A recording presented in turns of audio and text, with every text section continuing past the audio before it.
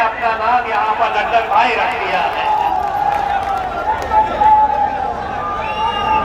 दोस्तों, ये इलेक्शन महज एक महानगर पालिका का इलेक्शन है, लेकिन जैसे अभी हमारे एक नौजवान साथी ने बताया है,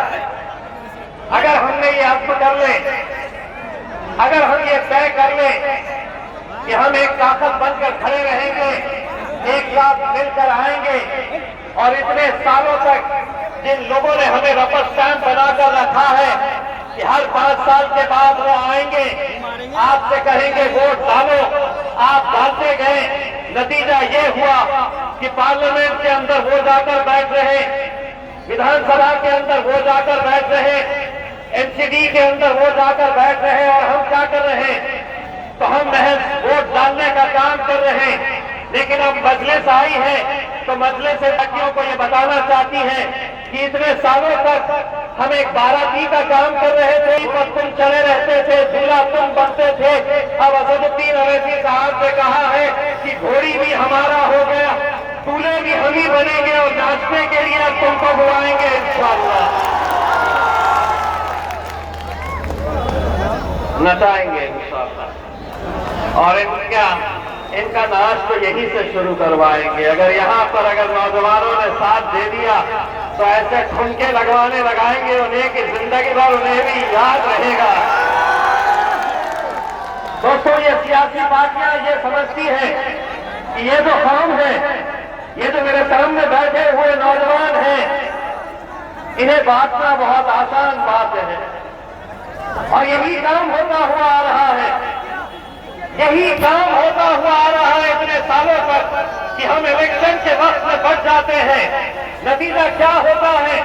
ये आप हर 5 साल में महसूस करते हैं।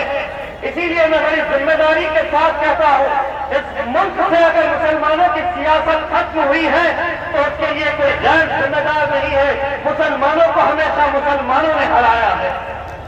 ये कड़वा सच है। इसीलिए कि कभी कोई ये कहा कि नहीं मुझे राहुल गांधी के नीचे काम करना है, तो किसी ने कहा मुझे अरविंद केजरीवाल के नीचे, किसी ने मुलायम सिंह को अपनाया, तो किसी ने लालू प्रसाद को अपनाया, तो किसी ने शरद पवार को अपनाया। लेकिन अगर हम एक ताकत बनकर खड़े रहे, अपने अंदर ये हौसला बुलंद करे कि नहीं, मैं किसी के नीचे काम नहीं करूंगा, मैं अगर चाहूं तो मैं क्या नहीं कर सकता हूं, अगर ये हमने अज़्म ले लिए, तो अगर उसकी जिंदा मिसाल अगर आपको देखना है तो कहीं और जाने की जरूरत नहीं है। आपका बेटा, आपका भाई इम्तियाज जलील आपके सामने यहां पर खड़ा हुआ है। जब खड़े रहे तो वही बात दोहराते थे कि हिमायत वोट काटने के लिए आई है, हिमायत, अरे ये भाजपा की बी टीम है, हिमायत आई है, बीजेपी जीत जाएगी, हिमायत आई है, सिर्फ वोट काटने के लिए ये जीत नहीं सकते हैं। यही हम सुनते आते हैं और आज भी सुन रहे हैं। लेकिन उन तमाम लोगों को मैं ये पैगाम देना चाहता हूं कि अगर हम एक लोकसभा का इलेक्शन अगर जीत सकते हैं, और वो भी कैसा, मैं नौजवानों से ये कहूंगा कि YouTube के ऊपर जाकर कभी देखिए। मैं आज भी उस दिन को तस्वर करता हूं, याद करता हूं, तो रोड पे खड़े हो जाते हैं, रमजान का दिन, रोजे की हालत में सहरी करके नौजवान लड़के दिन भर काउंटिंग स्टेशन के सामने बैठे रहे, दिन भर